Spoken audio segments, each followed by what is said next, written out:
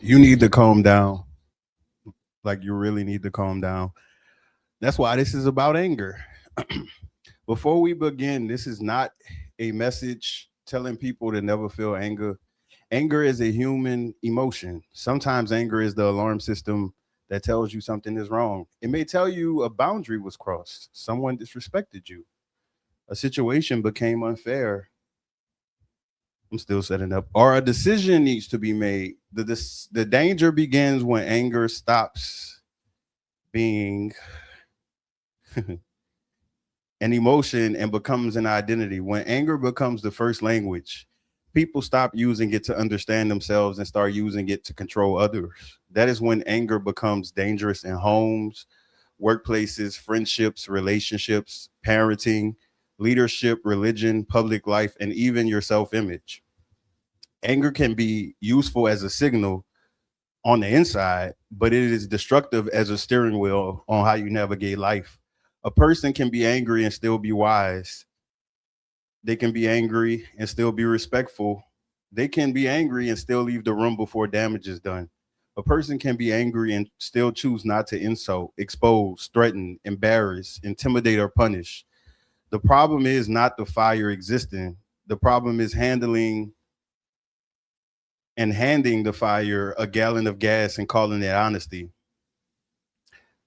Prosperity free of anger. When a person learns to regulate anger, they gain access to better relationships, better opportunities, better leadership, better health, parenting, clearer thinking, stronger spiritual alignment, and a life with fewer self created emergencies. Chapter one, anger is not strength.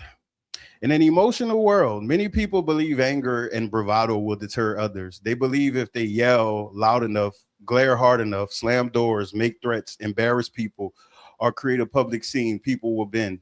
Sometimes people do bend, but bending is not the same as respecting. That is where angry people get confused. They think obedience means they won. They think silence means agreement. They think people backing away means they're powerful. In reality, many people are not backing away because the angry person is right. They're backing away because their nervous system is saying, this person is unsafe. Anger can create temporary compliance, but it usually destroys long term trust. The angry person says, I got my point across. The receiver says, I need to protect myself from them. That difference matters. An angry parent may get the child to clean the room, but the child may also learn to fear honesty. An angry partner may win the argument, but lose intimacy. An angry manager may get employees to move faster but lose loyalty and creativity. An angry friend may force an apology but lose genuine closeness. Anger can dominate a moment while bankrupting the future. That is why anger is danger. It convinces people they are gaining control while they are actually losing access. And the real life example is a person explodes in a restaurant because the order is wrong.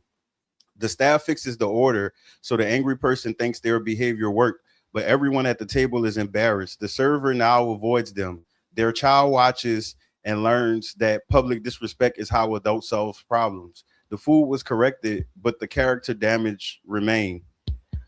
And that's the end of the example. But that you have to be smoking dope to think that you can talk crazy to people who handle your food. You playing a very dangerous game because not everyone is honest. Not everyone is going to focus on fixing the order. They have people that will mess over your food for that exact reason. Action steps. Stop asking, did they do what I wanted? And start asking, did I damage the relationship to get it? Before reacting, ask, is this situation worth the version of me I'm about to become? Practice firm communication without emotional violence. Replace intimidation with clarity. Apologize not only for what you said, but for the fear your delivery created. Prosperity free of anger. When anger no longer runs you, people can trust your presence. You become easier to work with, easier to love, easier to follow, easier to respect. Your peace becomes an asset. Your emotional steadiness becomes a form of wealth. I'm a living example of that section I just read, like the that started with when anger no longer runs you. I've never let anger run me per se. Younger me probably reacted to certain things, but overall, I've always been an even tempered person. And growing up in an emotional household and having to be the emotional regulator. I never really had the opportunity like some people who can just crash out and flash out, whatever word you want to call it. So in the instances that I did, it was a long time coming. It wasn't no in the moment type thing. It was literally after so many attempts of trying to resolve or trying to avoid the conflict with whoever until they just got the version that they wanted. And it didn't justify it in them situations because me now, I really don't even communicate with people who have anger issues. And that's the heartbreaking thing for people. And first of all, I want to take the time out and apologize to all of the angry people I know because they get a taste of my personality and they think that we match, but we don't. Because I don't believe in blowing up at every little thing. I don't believe in clicking out on people because you're upset. I think that you should try to reason first. However, given the fact that 69% of people do not read above third grade level, is more than likely a lot of people cannot comprehend or properly communicate. Not to mention, people mimic their environments. If you come from an hostile environment, then it's easier to carry those traits. And we have the wild card of social media. People don't have role models in their real life, so they're mimicking people on the internet. And it's a lot of angry people on the internet. And they see how these people are able to make careers out of being rage baiters and being emotional posters. So it is, you got to really make a conscious choice because when it comes to society, if you're someone who is really not focused on where you're going, you will be the person who does everything that's in style in the moment, thinking that that's going to give you whatever you're looking for, maybe love, maybe connection, maybe community, only to see that you're not going to get anywhere in life. I'm 35, so there are people I've known that have been angry their whole life and none of them succeeded. None of them. None of them. None. Anyways, the angry brain. Chapter 2, the brain under anger. Angry people do not realize that the person they're yelling at may not be fully processing the words anymore. The body has highlighted the angry person as a threat, word to RoboCop. When someone is being yelled at, shamed, cornered, insulted, or threatened, their nervous system may shift into fight, flight, freeze, or fawn. That means they may argue back, leave, shut down, or people please just to survive the moment. This is why angry communication fails. The angry person may have a real point, but the delivery causes the other person's body to stop receiving the message clearly. The brain is no longer saying, let me understand this. It is saying, let me survive this. That is why people forget things during arguments. That is why children freeze when a parent yells, especially the parents who call themselves trying to help their children with homework and they whoop them for every answer they get wrong. Thankfully for me, I was the resident genius, so my people was idiots. So I didn't get whooped for getting wrong answers because I was the one with the answers. Anyways, that is why partners shut down. That is why employees make more mistakes under horrible bosses. The body is using energy for protection instead of understanding. Anger narrows perception. It makes people see threats where they may be confusion, disagreement, fatigue, or simple human error. And what I will also tell people with anger issues, be very careful. I understand that a lot of people have a lot of incorrect information about reality, about society, about the world. But if you look at crime statistics, there are some very dangerous people out there and they walk among us. So when it comes to anger stuff, it's too many examples of social media of people losing their life or people being angry and taking someone else's life and now their life is over as well. So be very careful. And I notice with a lot of angry people, they tend to use the people in their life as punching bags. They'll go to work and get messed over. They'll get messed over in public and then come home and take it out on the kids or come home and take it out on their friends. God forbid if you dating them. I knew a person who job owed them money for 6 months and they couldn't stand up to them, but they was talking crazy to everybody in their personal life. So yeah, real life example. Someone loses their keys and instantly accuses everyone nearby. They search for 6 seconds, explode, interrogate the room, and make everyone uncomfortable. Then the keys are found in their own coat pocket. Instead of apologizing properly, they laugh it off. But everyone else remembers how quickly they became a suspect in someone else's emotional courtroom. Action steps. Learn your anger warning signs. Heat in the face, fast heartbeat, clenched jaw, sarcasm, pacing, raised voice, or the urge to punish. Use a phrase like, I need a minute before I respond. Lower your voice before trying to make a point. Do not confront people while your body is activated. Return to the issue only after your body is calm enough to hear or be heard.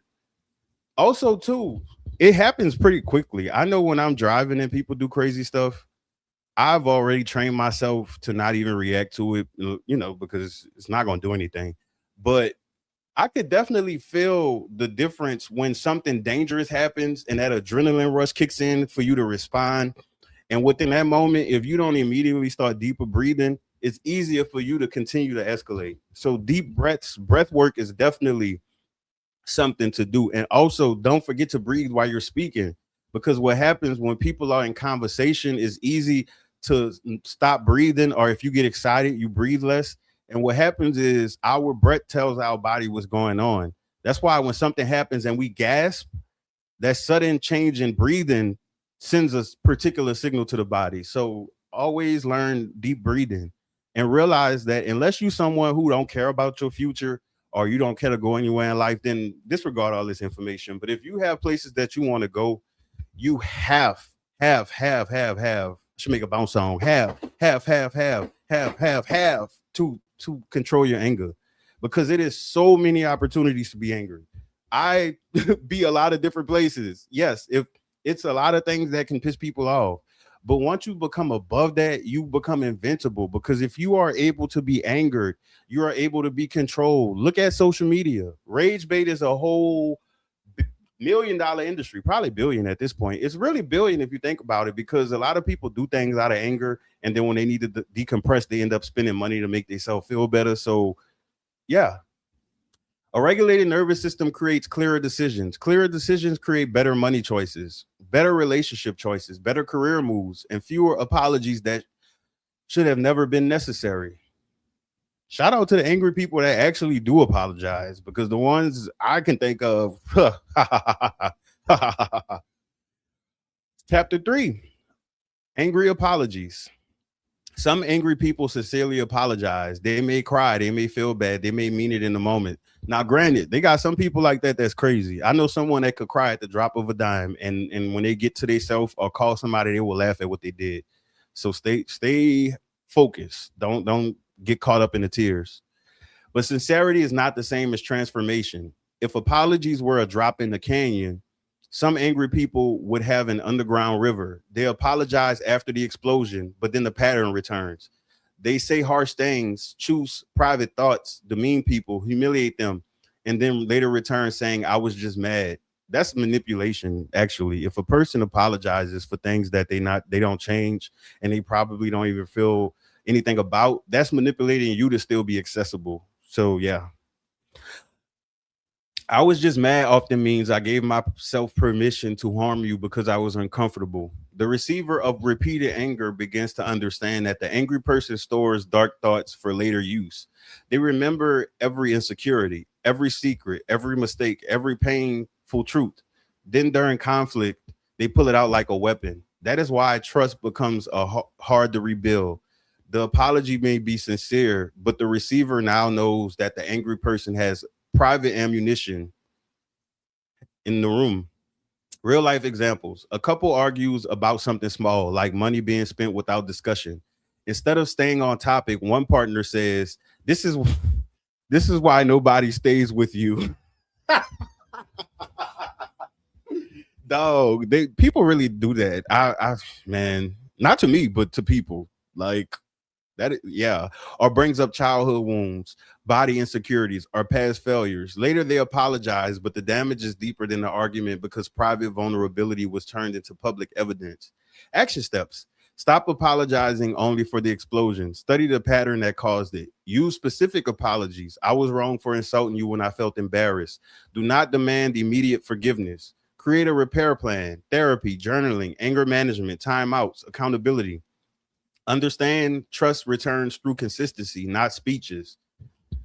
When your apologies become rare because your behavior improves, your relationships become lighter. You spend less time repairing damage and more time building joy, plans, intimacy, family, stability, business, and peace.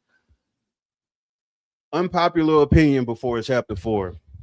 If you have things in your life to where your life makes you depressed, you feel sad, you feel behind, connections with people is the last thing you need to be worried about. like outside of this, like necessity only. Just like when people struggling financially, your spending need to be necessity only. I personally, when I was younger, in my when I was going through my financial literacy metamorphosis, I quickly caught on to necessity only, and that made the process faster. Had I kept still trying to be of two worlds, luxurious and responsible, I would have never made it how far I made it. And when I started working offshore, I wouldn't have had anything to fall back on when I died out there and was and still disabled, but was made disabled so I can't work offshore no more. And had I not been saving, baby, I would have been up shit's creek because of all of the stuff that happened since then is ooh. But chapter 4. Is it too late now to say sorry? That's what I meant to say for this one. That's why I put that up there, but I'm in the zone right now. Angry parenting, know about that? I'm a specialist in that. I don't have a degree, but I'm a specialist in angry parents. Angry parents often believe fear is discipline. They think yelling, threats, humiliation, punishment, and intimidation will make children fall in line. The child may obey, but obedience does not mean the child feels safe. Children raised around anger often develop survival adaptations. Some become quiet and overly compliant. Sound like me as a kid. Some become sneaky because the truth was punished. Me. Some become bullies because they learned domination at home. My siblings. Some become anxious perfectionists. Me. Some become numb. Me. Some become emotionally hungry and vulnerable to predators who pretend to be a safe space. Younger me. Drop a tiff on. A home ruled by anger teaches children that love is unpredictable. The angry parent may say, I provide for my child, but material provisions is not emotional safety. Mine couldn't even say that. Food matters, clothes matter, housing matters, but those things do not cancel emotional harm. A child can have shoes, a phone, a game system, school supplies, and birthday gifts while still feeling afraid to tell the truth. Many angry parents defend themselves by comparing their childhood to their child.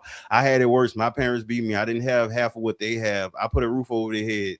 They don't know struggle. Or they use the fact that their parents are dead and weaponize that against you, even as a kid, telling you, one day I'm gonna be dead and gone, and y'all gonna miss me because I miss my mama. And it's cool to miss people who dead, but you don't tell that to children. Not to mention, mine is not as nice as what I just wrote and read. Mine was actually one of the people who have multiple baby daddies, and my baby daddy, my father, was not a favorite. So I was treated as if I was my father, even though she later went on to marry him when I was 12.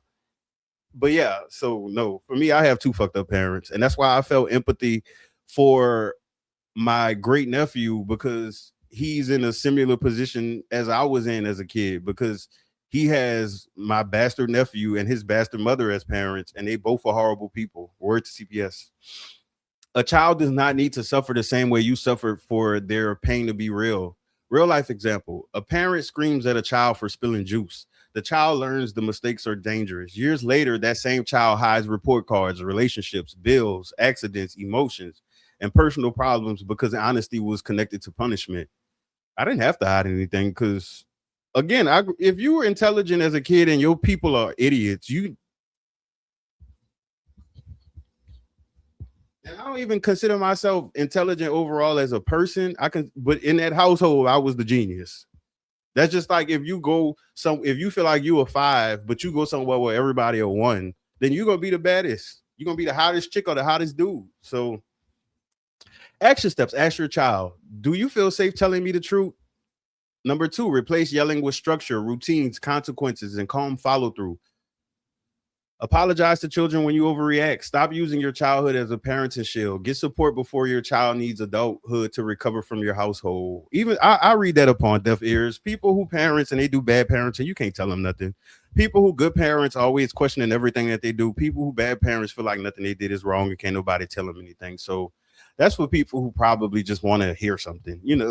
And prosperity free of anger. A peaceful parent raises children who can think, speak, learn, trust, and self correct. That is generational prosperity. You are not just raising a child, you are raising the nervous system of a future adult. I feel like the most powerful parent is a parent who can raise their child with abilities that they didn't possess.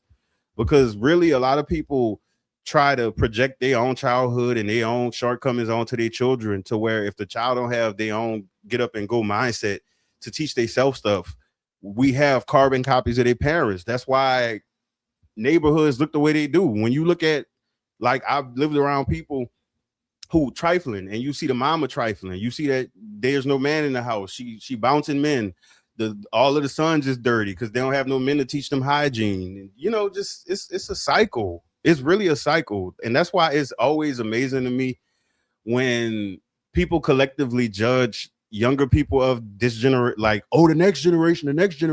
Where did they come from? Did the UFOs drop them off? Did they come from out of the ocean? They came from somebody's household, and that household is probably similar to the way that they act. And it is like people automatically think having a father there means something. Like Pooh Shiesty is not a thing. His daddy is not doing the same thing he did. So to people who always have a solution, I feel like if you ain't tried to get out there and change shit, you don't know what's really going on. You just sitting behind the keyboard and throwing shade at people, but you haven't did volunteer work. You haven't been a mentor to young people. You haven't spoken at schools before. You haven't done none of that stuff. And for me, I really don't even mention it, because the internet said if you say stuff, it ain't real, and if you do stuff and you say it, that means you didn't really mean it. So I make sure not to say that. But yeah, so generational anger. The angry child becomes the angry adult. Chapter 5. Angry homes often produce angry adults. Wait, it's water time right quick. There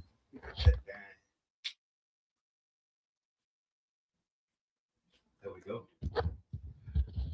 But the pattern is not always obvious. Some children become exactly like the angry parent. They inherit the tone, the threats, the assumptions, the emotional shortcuts, the pride, and the refusal to apologize.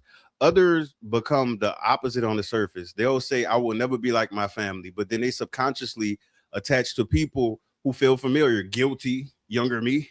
They date the same anger, befriend the same volatility, work under the same control, rescue the same chaos, shrink around the same energy. But the beautiful thing in that is that separating from one source of something and then finding another source that's the same thing, that's literally an open lesson that you're supposed to learn about your boundaries, your self-respect, environments that don't serve you. And until you learn that lesson, it can change subjects. It could be your family doing it, then it could be friends, it could be your lover. And I see people that notice that, and then they continue to date. They continue to befriend people. Like if suddenly it's not going to happen anymore. No, that's an inside thing. If you don't change the inside, everything on the outside will never match what you're looking for or what you feel like you're looking for. You shouldn't be looking for anything, but hey, who am I? That is how people escape the house, but not the pattern. You may think you're choosing different people, but your nervous system may be choosing familiar people. That is where Carl Jung becomes important. Jung's idea of the shadow reminds us that we do not consciously face often controls. Wait, I read that wrong. Jung's idea of the shadow reminds us that what we do not consciously face often controls us unconsciously. The rejected, the denied, hidden parts of ourselves can influence our choices. If you grew up around anger, your shadow may include fear, resentment, shame, distrust, people pleasing, rage, or a need to prove you're different. If you do not process those things, they may select your environments for you. For me, the biggest heartbreak was when I met other people pleasers and I thought that I could talk them out of people pleasing, but they were so knee deep in the game, I just had to cut ties. And that's why when people talk about disconnecting connections with people, it's not always because the person is a bad per se person.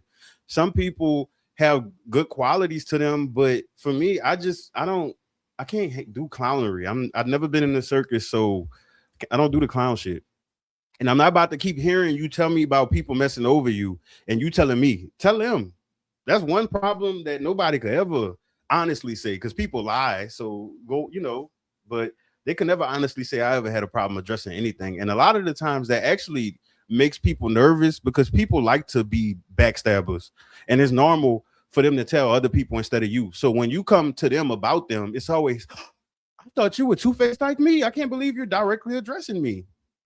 You can become a beast tamer because you know how to survive beasts. You know how to shrink. You know how to joke. You know how to disappear emotionally. You know how to read the room before entering it. But survival is not freedom. Action steps. Ask, am I attracted to peace or am I addicted to familiar chaos? Identify the personality twins of your family members in your adult life. Stop confusing emotional intensity with connection. Choose people who do not require you to shrink. Begin shadow work through journaling, therapy, spiritual reflection, or honest solitude. Breaking generational anger creates emotional inheritance. Your children, friendships, business partners, lovers, and future self benefit from the pattern you refuse to pass down. Chapter 6. Angry people love empaths because empaths try to understand the knife. Angry people often attach themselves to empaths, fixers, rescuers, and emotionally responsible people. They know how to tell the story. I've been through so much. Everybody leaves me. You know my trauma. I'm trying. You're the only person who understands me. I guess you giving up on me too. Not an empath feels guilty for having a boundary. This is how anger becomes a chain. The angry person uses their pain to keep someone else emotionally obligated, but someone's trauma does not give them ownership of your peace. Empathy is beautiful when it's balanced. It helps people understand, forgive, support, and love, but empathy without boundaries becomes self abandonment with a kind voice. An empath may stay too long because they keep seeing the wounded child inside the angry adult, but the wounded child is not the only person in the room. The harmful adult is there too. You can care about why someone became that way and still protect yourself from what they're doing now. Or in my case, you don't let go because you're a person who is an overachiever and you feel like giving up on the person is failing and you don't believe in failing. That was me. Real life example. A part, and this is not my example because that's bad timing to say that and to say this, but real life example that I wrote, that's not me. A partner explodes every time conflict comes up. Afterward, they cry about childhood trauma. The partner feels guilty and stays. Years pass. The angry partner keeps using pain as a shield while the empath keeps absorbing harm. Eventually, the empath is exhausted, anxious, isolated, and confused. Action steps. 1 through 5. Separate compassion from excess. 2, stop letting someone's past become a contract for your life suffering. 3, watch behavior after apologies. And remember behavior before apologies, because if people apologizing for patterns, that is false apologies, that is manipulation, that is all types of things. And if someone has a blind spot, that is not your job to identify that. That is why I encourage self here, because you need to look within yourself. That way it works, it hits better, because when people trying to tell you stuff, especially if it's a blind spot, it's you're going to reject it naturally. And then depending on the context, because some people wait till mad day to tell you stuff, so they might be telling you genuine facts on mad day, but it's coming off as an insult because they're using it as ammo. And then number 4, set clear boundaries. If you yell, I will leave the conversation. 5, remember, understanding someone does not require submitting to them. Prosperity free of anger. When empathy is protected by boundaries, you stop pouring your life into emotional black holes. Your energy returns, your focus returns, your confidence returns. Your future gets funded again. We are not family. Angry families and the toxic cliche Olympics. Chapter 7. Family anger has its own language. That's still your mama. That's still your daddy. Family is all you got. They did the best they could. You only get one family. After everything I did for you, you think you better than us now? By golly, George, they will use every toxic family cliche in the book. Angry family systems often rely on obligation they do not have because they don't have emotional health. They use guilt because they lack accountability. They use history because the present relationship is weak. They use favors, even though, yeah, but favors because love has become transactional. And heaven forbid they ever did one thing for you. You could have done 1,000 things in return. Word to me in my pockets. But they will hold that one favor like mistletoe over your head every holiday season. Angry families also use comparison. At least I didn't do what my parents did. At least you had food. At least you had clothes. At least I stayed. At least you weren't in the streets. But at least it's not healing. At least is often the lowest bar dressed up as gratitude. Family titles should not be used to excuse emotional harm. A mother can be harmful. A father can be harmful. Sibling can be harmful. A grandparent, a cousin. Love does not become healthy just because it shares DNA. Action steps 1 through 5. Stop letting family language override your lived experience. Do not debate your pain with people committed to defending the system. Limit access to people who only respect you when you are useful or quiet. Create boundaries without begging for understanding. Build a chosen community where love includes respect. When you stop being emotionally taxed by toxic family systems, you gain mental space. That space can become education, business, healing, parenting, creativity, spiritual growth, financial discipline, and peace. Chapter 8, projection. When angry people describe themselves while pointing at you, my favorite. One of the strangest things about angry people is how often they describe others with traits they clearly display. They call you selfish while they use people. They call you dramatic while exploding constantly. They call you negative while complaining all day. Controlling because you set a boundary. Disrespectful while insulting everyone. They call you fake because you stop performing. That is projection. Projection is when a person places their own unwanted traits, feelings, or motives onto someone else. It protects the ego from discomfort. Instead of saying, I am ashamed, they say, you're attacking me. Instead of saying, I feel insecure, they say, you think you're better than me. Instead of saying, I lost control, they say, you made me act like that. Projection allows angry people to avoid self reflection while making someone else the villain. This is why arguing with the projecting person can feel like trying to mop the floor during a flood. No matter how much you explain, they keep pouring more distortion into the room. A real life example: a person who constantly gossips accuses someone private of moving funny. The private person is not doing anything wrong. The angry person simply cannot understand someone who does not leak all of the information that they know.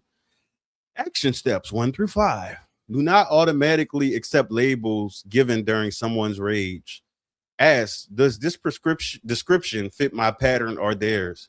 Check feedback against healthy people who know you. Avoid over explaining to someone committed to misunderstanding. In projection based arguments calmly.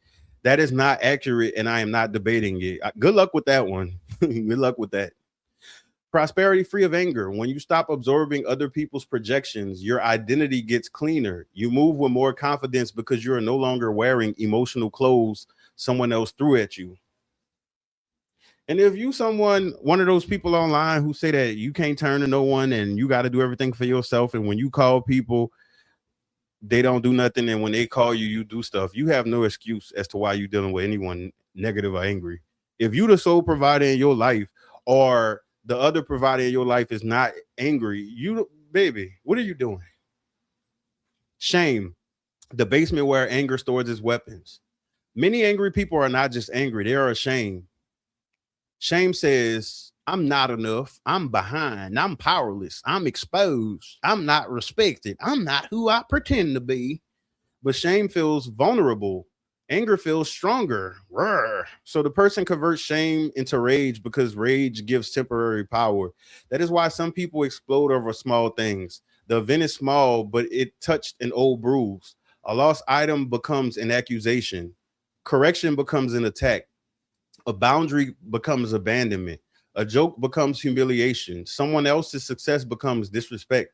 The angry person is not always responding to the present moment. Sometimes they're responding to every unresolved moment that came before it. This does not excuse their behavior, but it explains why their actions often seem oversized. The event is a match. The shame is the gasoline. Action steps. When anger rises, ask, what softer emotion is underneath this? 2, identify whether you feel embarrassed, rejected, powerless, jealous, afraid, or exposed. 3, stop punishing people for touching wounds they did not create. 4, journal your anger after the fact to find a real root. 5, seek therapy when anger is tied to shame, trauma, abandonment, or insecurity.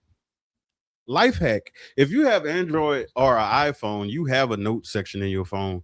And if you don't trust that, find an app for free I would recommend, and look at the reviews to make sure it's not stealing your information, and password protect it, or do it online, like do something. But honestly, I don't know why people haven't noticed when you come to the internet or go to people with stuff that you haven't fully processed yet. They are no help in processing it better than you could. If anything, some people throw it back in your face and make you feel worse. So yeah, you got to rebuild the relationship with yourself. Prosperity free of anger. When shame no longer has to disguise itself as anger, you become teachable. A teachable person can grow. Growth can create better money habits, better emotional habits, better relationships, and better opportunities. And that's why it's so amazing to see that a lot of the people who fell in on the internet also have anger issues. Is that a coincidence? Anger does, chapter 10, workplace anger. Anger does not stay at home when people go to work. Angry service workers give bad service and create angry customers. Angry customers make people avoid communication. Angry supervisors create fear, gossip, mistakes, and turnovers. Angry leaders make employees spend more time managing emotions than doing the job. And the craziest thing about it, between Houston and New Orleans, I've seen so many locations for franchise businesses that have 1-star reviews and so many complaints. They get shut down. And all those people who was working there for 5, 6 years, but still have a nasty ass attitude, still doing wrong orders, now you out of a job because your attitude. And and it's so crazy to me how people really take for granted money that they work for that is connected to their survival. You see that it's really not much out there for you if you can't get it on your own. So, but stupidity. At a call center, angry workers may escalate customers, reject correction, and create tension with coworkers. In a warehouse, anger may show up as low accuracy, rushing attitude, and mistakes. One inaccurate order can take the time of two because it has to be redone. When I worked at Amerisource Bergen, whenever they had incorrect orders, them things would have to go all the way back around, and they had like 12 areas that it went through, and that would actually slow down the 18-wheeler waiting to pull off. In kitchens, one angry chef can ruin the rhythm of the whole crew. Burnt pans, late prep, personal problems, nasty tone, and everyone has to clean up the emotional and physical mess. Then when that person leaves, the kitchen suddenly becomes peaceful. Same stove, same pot, same menu, different emotional climate. Offshore, my hood, an angry captain can make the vessel feel like floating on a pressure cooker. If leadership rolls frustration downhill, every lower level starts passing up pain to the person beneath them. In small companies where everyone knows everyone, speaking up can become taboo.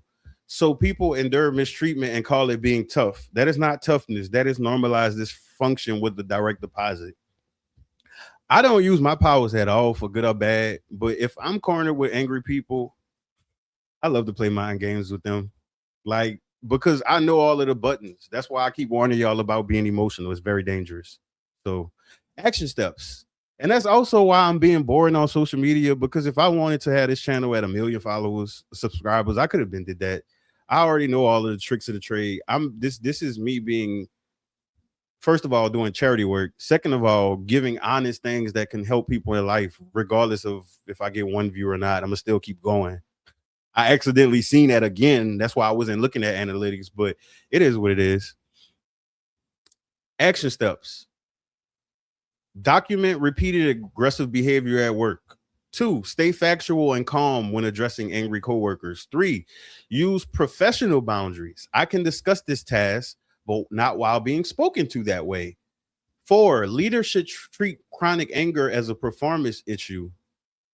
5, if the environment is unsafe, protect your livelihood and look for exits. A calm worker becomes more promotable, more trusted, more accurate, and easier to collaborate with. A calm leader keeps talent. A calm workplace saves time, money, energy, and reputation.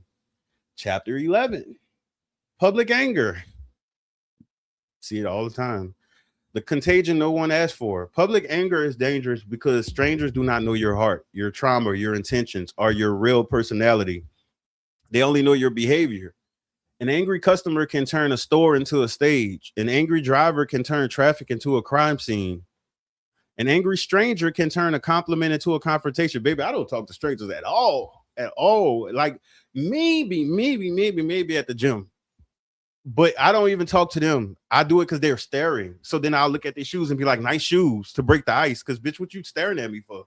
I don't like people staring at me. That shit is, if we was in the jungle and you stared at an animal, it would maul your ass. That's actually threatening to be staring at a stranger because I don't know you.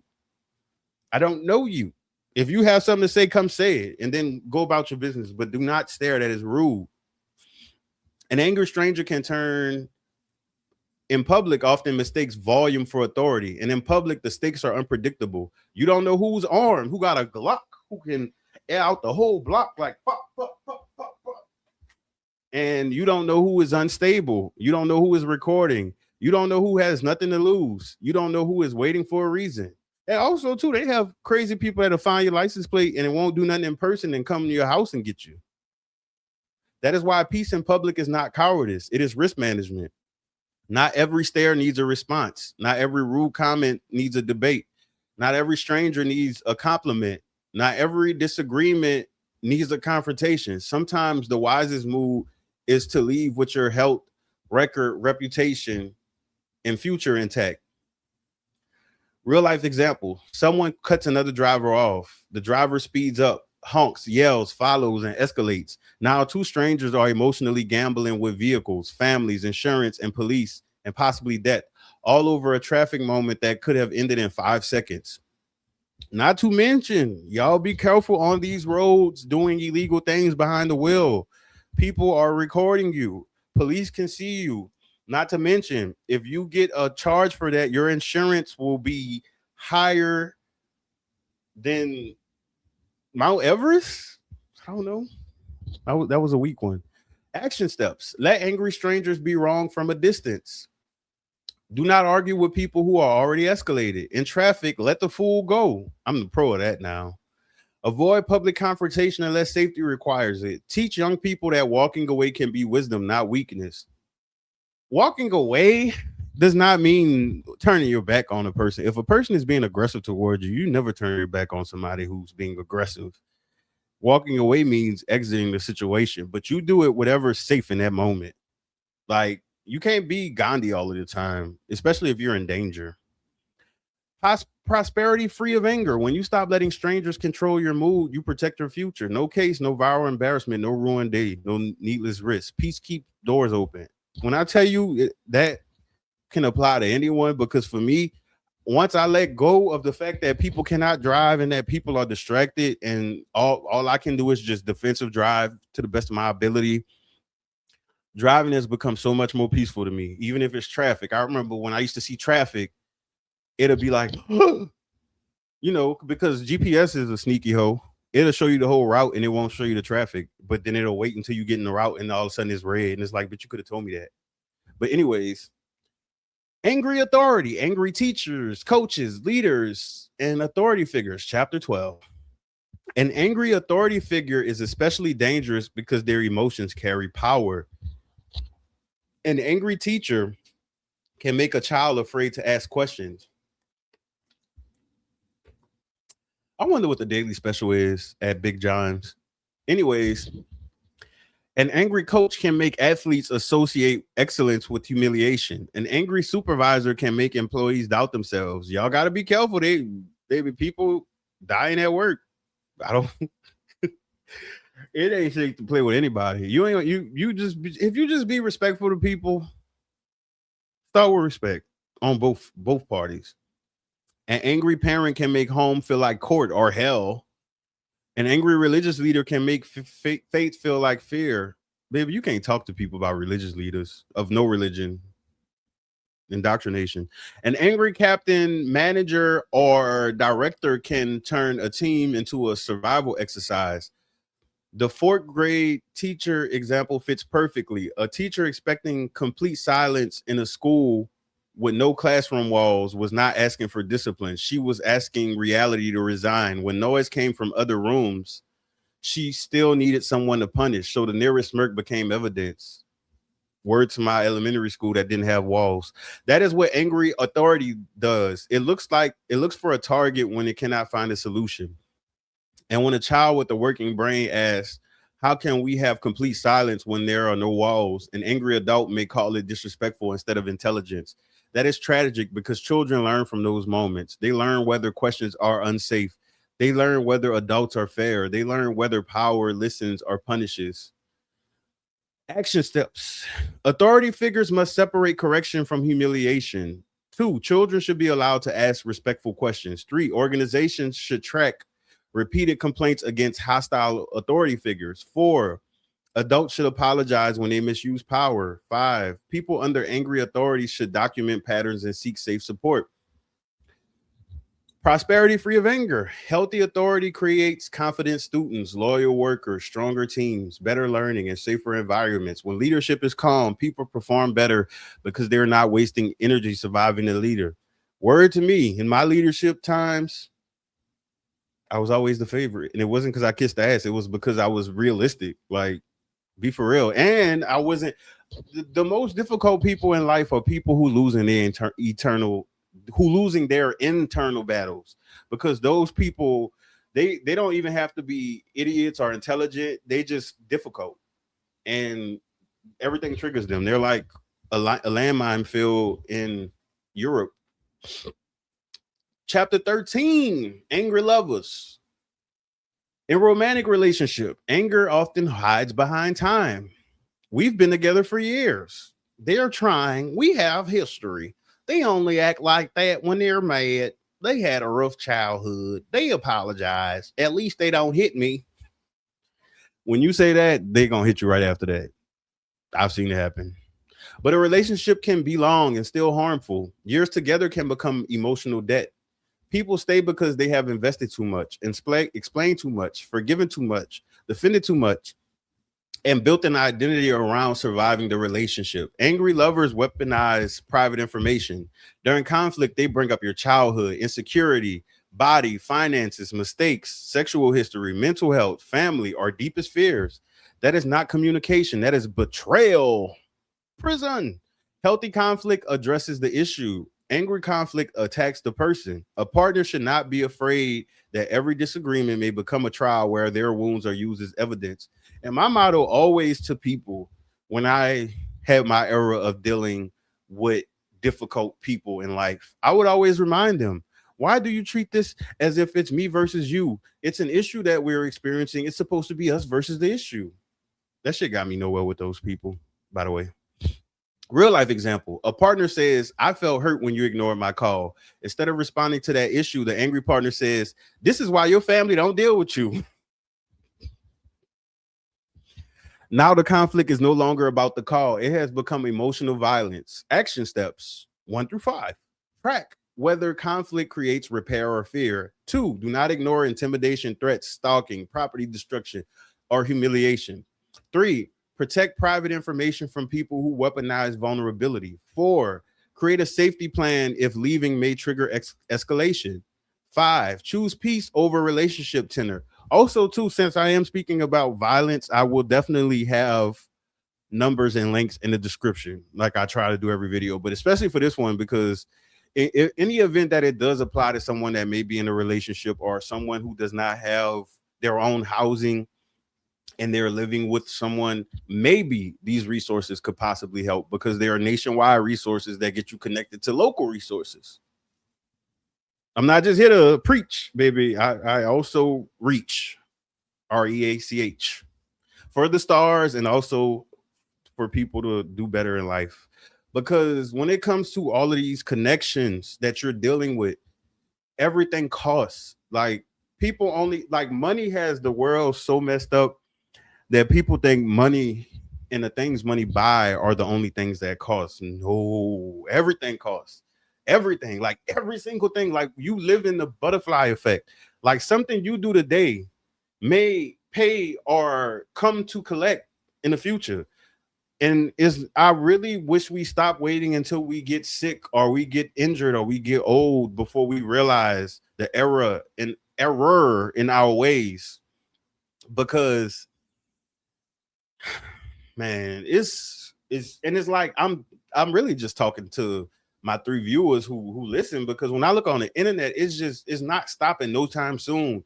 And not to mention, so many people are enmeshed with so much drama that has nothing to do with them, but for whatever reason they feel like it does. And you being a part of that does nothing for your life. It does not make you closer to anything that you want. It might even pull you further away from things. Like, and it's so easy to just throw it on money. That's because that's something you don't have. So you could easily blame everything you don't have on not having money. But when you get the money and see that it was all kinds of other stuff that you let lay died and to the side, then you know it becomes a horrible ride. Not to mention chasing success while your life, your personal life is messed up is very dangerous. Think about it. Like I don't know if what y'all know, but I know of a lot of supervisors, managers, famous people, pastors, just different people who personal life destroyed everything. Because you building stuff is one thing, but you building it does not guarantee that it's safe. And when it comes to the people, especially if y'all dealing with angry people, you are in danger, girl, boy, man, woman. You are in danger. How many times do we see people, friends, family members, when somebody has something to lose and they get into it with that person? What's the first thing they attack? Exactly. I've even seen on Facebook where this lady was beefing with her family member. This throwback Thursday, by the way. This lady was beefing with her family member, and her family member recorded herself calling food stamps on her, calling CPS on her, called everything with a phone number, and recorded herself doing it. And that lady lost her Section 8, she lost her food stamps, she lost everything, but it was because she was a bartender and she had it on Facebook, and the lady sent it to the people. But still, this is your family member. If the people gonna find out, let them find out on their own. Like, but yeah, be very careful, people. And some of y'all probably already didn't have people sabotage y'all. Please learn from that. You don't have to be somebody who dig a hole in the ground and put a roof on it and live there, but be cautious as to like because your life, everything you work for is for you. And people who is not who don't benefit from it, they don't care about it at all. And especially if y'all dealing with mad day people that get mad and destroy everything, you're in danger. Because one day it might be you they destroy. People think that if a person only breaks stuff, oh, he only breaks stuff, she only breaks stuff, she ain't go. That's the furthest she go. And then it'd be that one day that either they didn't took something, some substance, or maybe they angered and spilled over that they take it for. That's why it used to annoy me when women would play with men who were doing certain things and they talk about, oh, he ain't about all that. And then you hear on the news they kill somebody. Like, okay. And action steps. Track whether conflict creates repair or fear. Two, do not ignore intimidation, threats, stalking, property destruction, or humiliation. Three, protect private information from people who weaponize vulnerability. Four, create a safety plan if leaving may trigger escalation. Five, choose peace over relationship tenure. So it could be a 30-year relationship. You could be 100 years old and y'all knew each other since 90, since you was 1 years old. Baby, let it go. Because at the end of the day, y'all dying for connections that wouldn't even live for you. These people wouldn't do anything to make your life better. One thing about me, I've had times where I wanted to address stuff with people, respectfully, of course. But if I saw that that would make a person feel a certain type of way, sometimes I took a L. I took one for the team. It was certain things that people do. Like it's somebody I know. We not cool or nothing, but they house be filthy. They be letting pets. They got all kinds of animals. They keep getting animals, but and keep having babies. Always talking about how they poor and they struggling. But yeah, we keep having kids and we keep buying animals. You got rabbits shitting all over your house. You got dogs breaking down your back door. You got cats that you ain't even taking care of, leaving in a cage. And I come over there, the bitch trying to go home with me because no, I'm a real one. You know my heart, because I'm a good man. I'm a good man, y'all. I'm a good man. I'm lying. I don't believe in good men, but anyways, a peaceful relationship gives you energy. You sleep better, think better, work better, parent better, create better, and build better. Any man running around saying he a good man is a weak ass man because we are in the jungle. You do not, if you are a good person, that is not that's not supposed to be public knowledge. Usually people who do that, especially when it pertains to dating, they are a trap waiting for a catch. That's what that is. So be wary of that because you're supposed to have the balance of light and dark. When you think you too light, then your shadow end up be running a relationship because people really be good on the surface on in their conscious mind. They're consciously doing good things to support. I'm a good person. But when you don't connect with your shadow and you deny that you have a dark side to you, it comes out. It definitely does. Angry friendships. One pattern with angry people is that when friendships end, they suddenly become investigative journalists. They expose private information. They tell half stories. They rewrite timelines. They recruit mutual friends. They post subliminals. They frame themselves as victims of people they once praised. That reveals something important. Their loyalty was conditional. If someone can only protect your privacy while they're pleased with you, they were never safe. A healthy person can end a friendship without turning into a documentary narrator with villain music. Angry friends often use triangulation. Instead of coming directly to resolve, they go sideways and build a jury. They tell others first, so your truth sounds like a defense. And if you're someone who internalizes endings quietly, their narratives may become the only one available. Like I don't argue with lies at all. And if it's like it's really no reason to, because if it's someone that I'm no longer connected to and you allegedly know me, if a person is able to lie to you about me, then you don't know me, because there's the lies that have been told about me in the past. If you knew me, you would know just by hearing it that is a lie, because it's certain things that I just do not do. Look at my Apple Watch showing me some shit from last year. But yeah, like, so I mean, honestly, I don't argue with lies at all. And now that I'm litigious, baby, you might not want to lie on me now. You don't do that. I would recommend no. Matter of fact, don't even speak on me at all. Even though I don't have those types of issues, but I'm just giving a warning for the future. I don't know what the future holds. Everything peaceful people, we always get challenged. So maybe I might get a challenge that I ain't never had before. So I got to study it first and go through it for a little while. So just in case, yeah, don't ever do that. Like, really, honestly, I would rather people just act like I don't exist, because I act like they don't. Like Thanos snap, that's what I do. I don't think about people. I don't mention them. None of that. When it comes to these videos, everything is a lesson. And majority of the people I mentioned never meant nothing to me anyway, and I didn't mean anything to them. So it's no harm, no foul in that. It's just situations of me witnessing stuff in real life and seeing the impact of it and the misery of it. But not every lie deserves your energy. Sometimes people believe lies because the lie matches what they already wanted to believe. Confirmation bias. Action steps. Watch how people speak about others when those people are not present. Do not. I notice a lot of people who miserable do that. It's like everyone I know who heavily gossipers are also miserable. I have never seen a heavy gossiper that was not miserable at all. Never, never, never, never. And it's like, it's almost like they have diarrhea at the mouth, because it's not even normal gossip. Like, okay, you talk on the phone, like, hey, what's up? How you doing? And then they respond, and then you be like, I'm fine. How you and the family? What you been up to? I know you like to cook. What you been cooking? And then you get through that, and then maybe it'd be like you throw something in, like, can you believe blah blah blah? No, heavy gossipers call, or they don't even talk to you. They'll just send you screenshots of stuff. Like, it's so weird. But anyways, refuse smear campaigns after fallout. Number 4, keep receipts when necessary, but do not become consumed by proving yourself. 5, let endings reveal character without letting them consume your future. Prosperity free anger. When you stop choosing unstable friendships, your life gets quieter in the best way. Amen to me. Woo. Holly Berry with the hallelujah.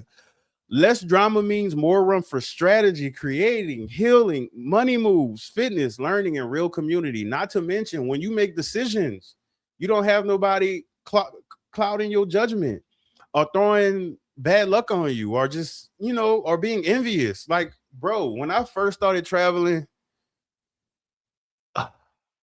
it was so annoying to hear, I wish I could go. I wish that was me. And some of these people were traveling before I was. I looked at them traveling and was like, oh, that's beautiful pictures. That's good. They had a good time.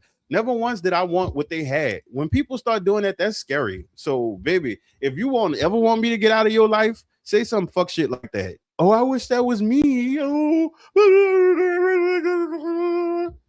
Like, that's weird. Insecure anger. When someone losing in one area attacks someone winning in another. Anger becomes especially dangerous when it mixes with insecurity. An insecure, angry person may hyper-focus on someone who is winning in an area where they feel behind. They may find one small flaw and turn it into the beef origin story.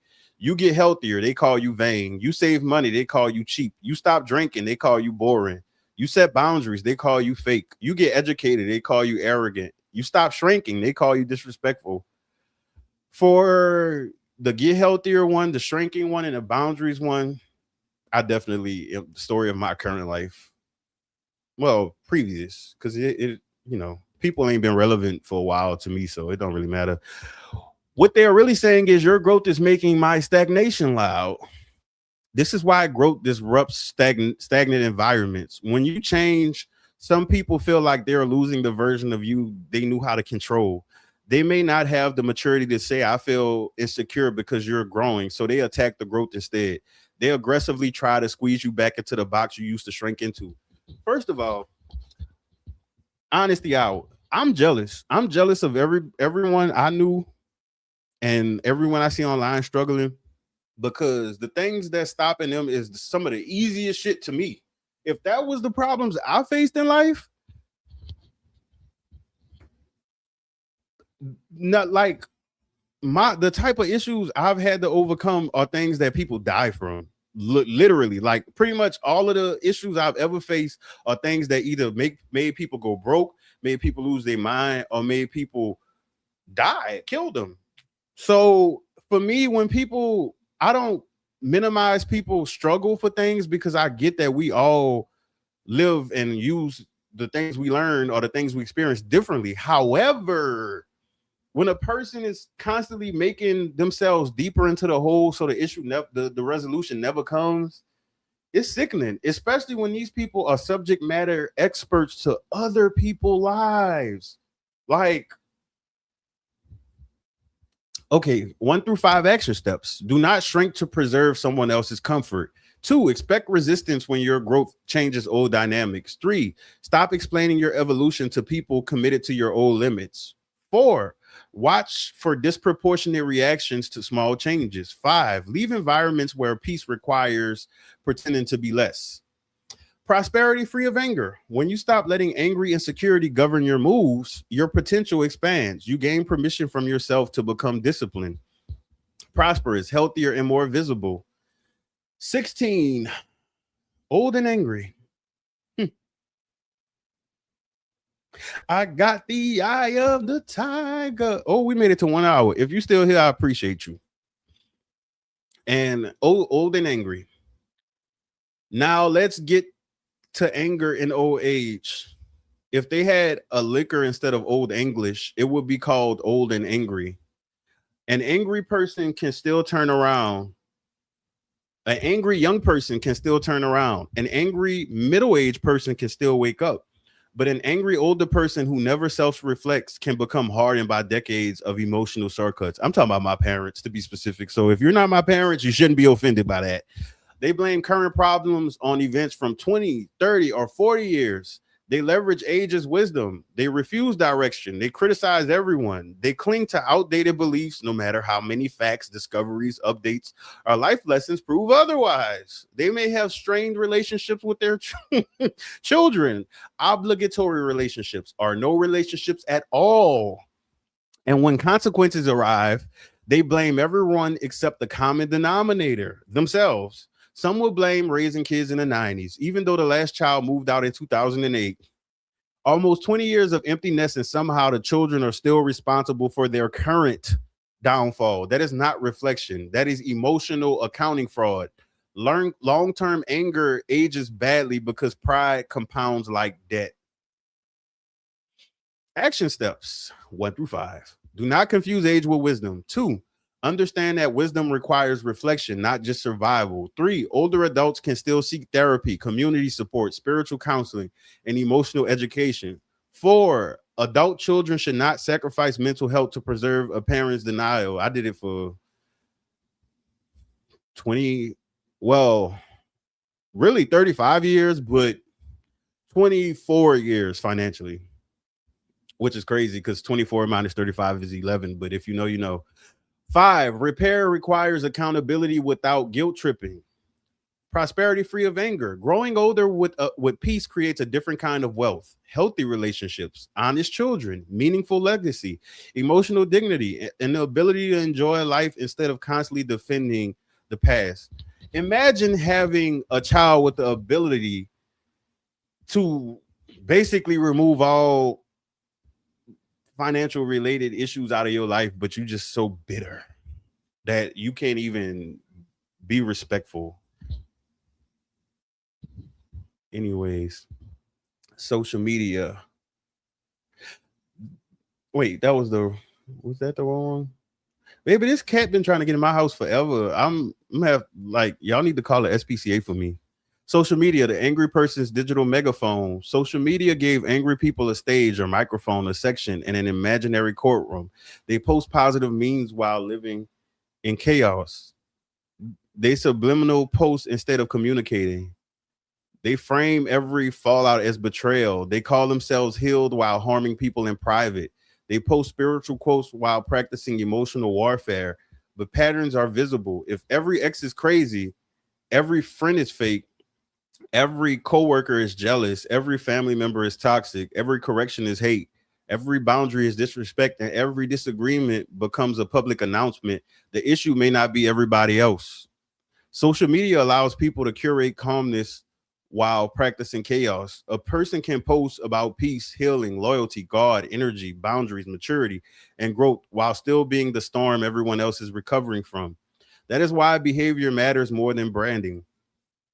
1 through 5, do not post while angry. 2, do not use vague posts to punish people. 3, ask, am I sharing wisdom or creating sympathy? 4, keep private conflict unless safety or accountability requires exposure. 5, let healing show up in conduct before captions. Prosperity free of anger. Digital discipline protects reputation. A calm online presence can preserve opportunities, business relationships, enjoyment options, friendships, or credibility. Every post is not is a receipt with Wi-Fi. Chapter 18. Anger in the body. The body keeps the score of anger too. Anger is not only emotional, it affects the body. A person living with anger often lives in tension, tight jaw, tight chest, headaches, poor sleep, digestive issues, stress eating, substance use, reckless driving, shallow breathing, muscle pain, fatigue, high blood pressure concerns, constant adrenaline. The body was not designed to live in fight or flight every day. When anger becomes a lifestyle, the body eventually sends invoices. Many people think they are just stressed, but they're actually living in a nervous system that never feels safe. Their body is always preparing for war, even in peaceful rooms. This is why emotional regulation is healthcare. Deep breathing, walking, stretching, prayer, meditation, therapy, journaling, exercise, and silence are not weak. They are maintenance. You maintain cars, you maintain homes, you maintain bank accounts, but some people never maintain the nervous system they use for every decision. Action steps. Treat anger regulation as health regulation. 2, practice daily calming routes before anger appears. 3, avoid alcohol or substances when angry. 4, move your body without using exercise to rehearse rage. 5, seek professional help if anger feels uncontrollable or physically intense. Prosperity free of anger. A calmer body can sleep, think, heal, work, love, and create better. Health is prosperity. Peace is not just emotional, it is biological wealth. Self government. Anger is the collapse of self government. Philosophically, uncontrolled anger is the collapse of self government. A person who cannot control their anger is easy to control, like social media people. All someone has to do is trigger them, and now they're predictable. They will yell, post, expose, quit, swing, speed, threaten, insult, or make a permanent decision for a temporary feeling. That is not power. That is someone else hiding the remote control to your nervous system. The Stoics warned about being ruled by passions. Aristotle believed anger could be appropriate when directed at the right person, for the right reason, in the right way, at the right time, and for the right length of time. That means most people are not using anger. Anger is using them. Truth is strength, not exploding. Toddlers can explode. True strength is being capable of destruction, but committed to discipline. Word to me. Calm is not weakness. Calm is command. That's why I laugh at angry people when I see them online, not at me because they don't be angry at me, but I laugh at them because for me, I think about if I was angry, if I didn't have self-control, a lot of people would be in court, they would be in jail, they wouldn't have transportation. Like I would people I leave it at that. A person who can pause has power. I got the power. A person who can walk away has power. A person who can hear criticism without collapsing has power. A person who can be disrespected without becoming self destructive has power. Action steps. Ask who benefits when I lose control. Two, do not let enemies, strangers, or insecure people rent your nervous system. Three, build a personal rule. I do not make permanent decisions from temporary emotions. Four, practice emotional delay. Five, measure strength by self command, not intimidation. Prosperity free of anger. Self command creates long term advantage. You make better decisions, keep better relationships, protect your name, avoid unnecessary consequences, move through life with instead of emotional gambling. 20, Carl Jung in the shadow. Carl Jung's shadow concept is perfect for anger because many angry people are fighting parts of themselves they refuse to meet. The angry person may hate weakness because they feel weak. They may hate arrogance because they secretly feel inferior. They may hate neediness because they are deeply needy. They may hate being ignored because they feel invisible. They may hate correction because shame feels unbearable. They may hate boundaries because boundaries expose their lack of control. The shadow does not disappear because we deny it. It gets louder. It projects. It chooses people. It chooses fights. It chooses reactions. It chooses relationships that recreate old wounds. Shadow work is not about calling yourself evil. It is about telling the truth about what lives inside of you. I am jealous. I feel abandoned. I feel powerless. I am ashamed. I want attention. I fear rejection. I learned anger because no one taught me emotional language. I use volume because vulnerability feels unsafe. That honesty is not weakness. That is the beginning of freedom. To freedom. Action steps. Ask, what does my anger protect me from feeling? Two, notice who triggers you and what they represent. Three, stop making other people responsible for your unprocessed shadow. Four, use therapy, prayer, journaling, meditation, or solitude for self inquiry or inquiry. Five, replace projection with ownership. Prosperity free of anger. When the shadow is faced, energy returns. You stop wasting life fighting mirrors. That energy can become creativity, business, healing, love, discipline, spiritual growth, and purpose. And also, when you find content that makes you angry, or if you see things that you know will upset you, do not watch it. Even if you love the person. If it's me, if I have a video that may be triggering one day, stop watching.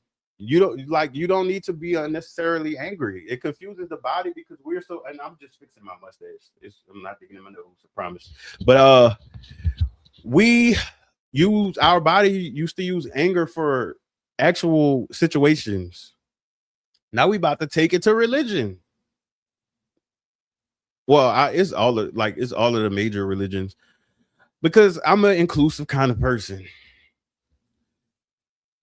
Okay, this is where things get uncomfortable for people who claim religion or spirituality while living in rage. Across many major traditions, anger is treated as something to restrain, transform, or overcome. Different religions disagree on many things, but on anger, there is surprising amount of agreement. So, yeah, to my religious people, come get these lashings. Christian teaching repeatedly warns against quick temper, wrath, and uncontrolled speech. Proverbs praises being slow to anger. The New Testament warns people to be slow to anger and to avoid letting anger become sin. In plain terms, if you can quote scriptures but cannot control your mouth, the scripture has not reached your behavior yet. Next up is Islam. Islamic teachings praise those who restrain anger and pardon people. Anger is not treated as strength when it causes injustice. Self restraint is spiritual maturity. In plain terms, the person who can control themselves while angry is stronger than the person who wins the shouting match.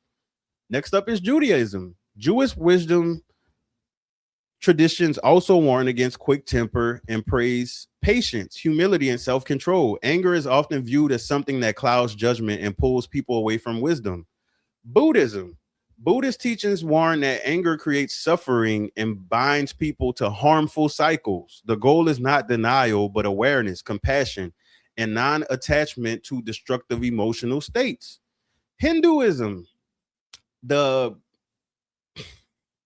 Book of Hinduism describes anger as something that clouds judgment and leads to confusion and ruin. That sounds like every person who destroyed a relationship, job, or reputation because they could not pause. Sikhism. Sikh teachings identify anger as one of the inner thieves that can pull people away from truth, humility, and divine awareness. Taoist wisdom. Taoist wisdom emphasizes balance, softness, restraint, and acting before problems become large. In anger terms, handle the spark before it becomes a house fire. African and indigenous wisdom. Many African and indigenous traditions emphasize community, balance, elder wisdom, restraint, restoration, and the understanding that individual behavior affects the whole group. Anger that damages the community is not just personal, it becomes communal disorder. So, no matter the church, mosque, synagogue, temple, meditation cushion, ancestral altar, prayer closet, or spiritual playlist, the message is similar. Anger may visit, but it should not rule. This is why some people feel lost. Their claimed faith or spirituality teaches patience, humility, forgiveness, compassion, discipline, truth, and self control. But their life is built on pride, rage, gossip, revenge, cruelty, and impulsivity. That disconnect creates spiritual confusion. You cannot claim peace while practicing emotional warfare. That is why when people get online talking about what is and what is not sinful and what God said, one ear out the, it don't even go in the ear. It go in the toilet and I flush it because they full of shit. You cannot claim peace while practicing emotional warfare. Action steps. Compare your behavior to your claimed beliefs. Practice one anger related teaching from your tradition for 30 days. Do not use religion to guilt victims into staying around harmful people. Let spirituality change conduct, the way you behave, not just captions on posts. Number 5, remember self control is sacred across traditions. Prosperity free of anger. Spiritual alignment creates inner prosperity. When your behavior matches your beliefs, you feel less divided inside. That unity creates peace, discipline, clarity, and moral confidence. 22, separation and safety. Some angry people can grow, some can change, some can become accountable, some can go to therapy, learn regulation, apologize correctly, and rebuild trust slowly, but some will not. When a person refuses growth, separation becomes necessary, not because you hate them, not because you think you're better, not because you lack compassion, not because you're abandoning them, because staying connected to chronic anger can damage your nervous system, confidence, sleep, decision making, parenting, career, and future. And baby, I do not miss phone calls from angry people needing a vent. When you pick up the phone, they yelling into the speaker to tell you about something. Like, don't miss that. Angry people can be dangerous in friendships because they expose, triangulate, compete, and punish. They can be dangerous in relationships because they confuse control with love. They can be dangerous in families because obligations trap people for decades. They can be dangerous at work because their instability becomes everyone else's problem. They can be dangerous in public because strangers do not know how far they can go. They can be dangerous as parents because children cannot leave. They can be dangerous as leaders because power magnifies emotional immaturity. Separation does not always mean a dramatic exit. Sometimes it means low contact. Sometimes it means no contact. Sometimes it means no private conversations, leaving the room, documenting, moving out, ending the relationship, or calling for help. Action helps. 1 through 5, identify people whose anger consistently costs you peace. Reduce access before resentment turns into collapse. Stop announcing boundaries to people who only want to debate them. Build support before leaving unsafe dynamics. Prioritize safety over closure when threats, violence, and intimidation exist. Distance from angry people gives your nervous system a refund. Regain time, clarity, confidence, and then build a life that is not centered around someone else's mood. Angry, and then help for the angry. Angry people are not hopeless, but they must stop making other people responsible for their regulation. And also, warning to y'all, I knew an angry person that I tried to warn their family about in 2013, 14 about it being dangerous, and they ended up being murdered because they tried to attack someone because they thought they could beat up everybody, and the person killed them. So be careful. Live by the sword, you die by it. Angry people help exists. Therapy can help people understand trauma, shame, abandonment, fear, depression, anxiety, PTSD, grief, addiction, childhood patterns, and insecurity. Anger management can teach practical skills like pausing, breathing, identifying triggers, challenging thoughts, communicating needs, and leaving before harm happens. But the person must want change more than they want excuses. That's just how I am is not a defense. It is a confession. A person who wants to grow must stop saying you made me mad. I only said that because I was angry. That's how family talks. I apologize, so move on. I can't help it. No, you may not have chosen your wounds, but you're responsible for your weapons.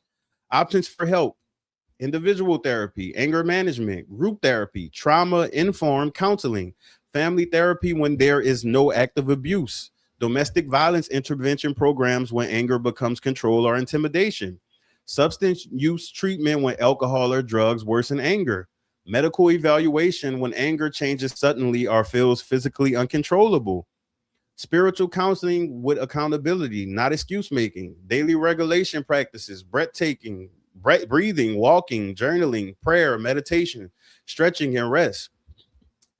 Action steps: admit the pattern without minimizing it. 2, tell trusted people you're working on your anger. 3, create a plan for what you will do when triggered. 4, track progress by fewer explosions and faster repair. 5, accept that people you harm may not return. Prosperity free of anger. The angry person who heals can become powerful in a new way. They become safer, wiser, more respected, more employable, more lovable, more spiritually aligned, and more capable of a stable future. 24. Healing after angry people. Do you believe in life after hate? I can feel the angry hoe go away. And I say you can't come around me, no, they know. Living around angry people can train the body to scan rooms, soften truth, over explain, apologize too much, hide needs, and confuse peace with silence. You may not realize how tense you are until you're finally away from the angry person. Your body may have learned: check their mood first. Do not say too much. Do not ask questions. Do not bring up problems. Do not celebrate too loudly. Don't look too confident. Don't tell the truth, the full truth. Don't need anything. Healing means unlearning survival. You have to learn that calm does not mean danger is coming. You have to learn that love does not require shrinking. You have to learn that boundaries do not make you cruel. You have to learn that peace can be normal. And if your life is enmeshed with a bunch of people like this, baby, you in danger. It's going to be harder for you, but you can do it. You can do it. Action steps: stop minimizing harm because they had good moments. Write down patterns so nostalgia does not write history. Rewrite history. Reconnect with safe people. Work with a therapist if you struggle with people pleasing or hypervigilance. Practice saying no without a courtroom. Build routines that make your body feel safe again. Prosperity free of anger. Healing from angry people gives you your life back.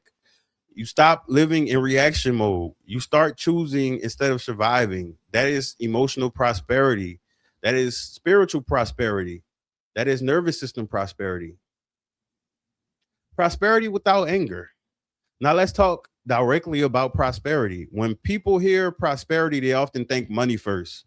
Money matters, but prosperity is bigger than money. Prosperity is peace in your home, children who trust you, a partner who feels safe, a body that can rest, a reputation that opens doors, being teachable, emotional discipline, not needing to apologize every week, having people answer your calls because they want to, not because they fear guilt, being able to receive correction without becoming dangerous, making decisions from wisdom instead of wounds. Free of anger, a person can think longer term. They stop quitting jobs impulsively, burning bridges, humiliating people they love, choosing partners from pain, parenting through fear, making enemies out of people who help them. I've been on the receiving end of that. They stop turning small problems into permanent consequences. A regulated person has more access to mentorship, leadership, friendship, love, financial growth, better health, spiritual peace, creativity, community. Anger closes doors you did not know existed.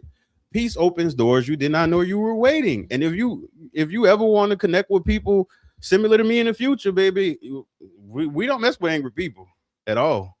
Like, Whatever your excuse is, go find somebody just like you so y'all can fall out and expose each other like y'all always do. Action steps 1 through 5. Define prosperity beyond money. 2. Ask what has anger already cost me? Like when Gamora asked Thanos, what did it cost you? Everything. Ask what could peace help me build? 4. Choose one anger habit to replace this month.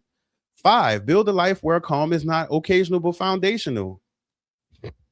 Final message. Anger does not just ruin moments, it removes doors, trust, promotions, healthy love, honest children, peaceful friendships, leadership, wisdom, longevity, self respect. Even famous people do not last long with unchecked anger. At first, people call it passion, then come scandals, lawsuits, arrests, lost deals, public apologies, broken families, and the long walk back to a reputation they helped destroy.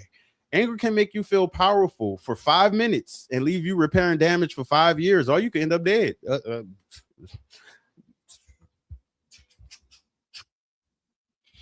So the message is simple: feel anger, learn from anger, respect what anger is trying to show you, but do not worship it. Do not build the personality around it. Do not use it as a parenting plan, relationship style, leadership method, public strategy, or spiritual costume, because anger is danger when it has no discipline. The people who love you should not need an armor to be close to you. The people who work with you should not need survival skills to finish a shift. Your children should not need therapy just to understand your moods. Your partner should not need a weather app for your emotions. Your friends should not fear what you will expose when the friendship ends. You should not grow old with nothing but pride, excuses, and a contact list full of people who answer out of obligation. Anger may knock at the door, but maturity decides whether it gets the keys. And prosperity begins when peace becomes stronger than impulse to explode. And if you like this video, they have buku other videos. Have a great day. Thank you for stopping by. And congratulations if you made it this far. I really appreciate it. You could have been watching any other rage bait, mess, gossip, drama, but you're here. Thank you.